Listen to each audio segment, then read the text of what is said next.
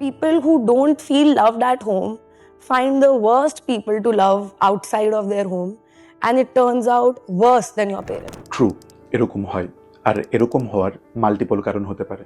যেমন প্রথম কারণ হচ্ছে কগনিটিভ থিওরি অনুযায়ী যখন কেউ ছোটবেলায় এনাফ ভালোবাসা বা অ্যাটেনশন না পেয়ে বড় হয়, তখন তাদের মধ্যে একটা স্ট্রং বিলিফ তৈরি হয় যে আমি ভালোবাসা পাওয়ারই যোগ্য না, বা আমি লাইফে কখনোই ভালোবাসা পাবো না।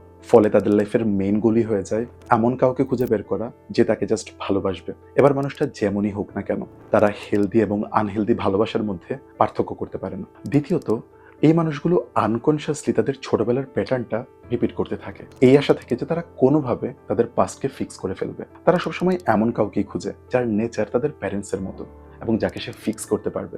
যেমন কারো যদি অ্যাবসেন্ট প্যারেন্টস থাকে, দেখা যায় বড় হয়ে তারা এমন কাউকেই চিজ করে যে তাদের জন্য একদমই অ্যাভেলেবল থাকে না।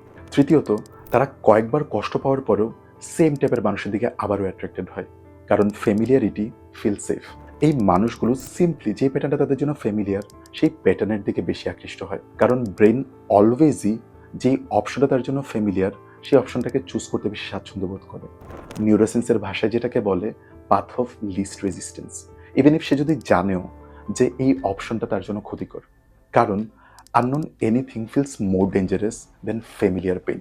আর চতুর্থ একটা কারণ হচ্ছে তারা তাদের নিডসগুলো কি সেটাই প্রপারলি জানে না। এখন কেউ নাই জানতে পারে, সেটা সমস্যা না, বাট সমস্যা হলো তারা জানার চেষ্টাও করে না। যেহেতু ছোটবেলায় তাদের নিডসগুলোকে কেউ প্রায়োরিটাইজ করেনি, তাই তারা তাদের নিজেদের নিডসগুলোকেও গুরুত্ব দেওয়ার প্রয়োজন মনে করে না। আর যখন কেউ নিজেদের সম্পর্কেই জানে না, তখন তারা যে কোনো কিছুকেই অ্যাকসেপ্ট করে না। আর এই কারণগুলোর জন্যই তারা বেশিরভাগ সময় ভুল মানুষটাকেই চুজ করে। If you can relate to any of this, please know this: healing doesn't come from fixing the past, it comes from choosing the better in the present.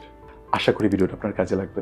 আপনার যদি মনে হয় এই কথাগুলো কারো শোনা দরকার, তার সাথে ভিডিওটি শেয়ার করতে পারেন। Take care.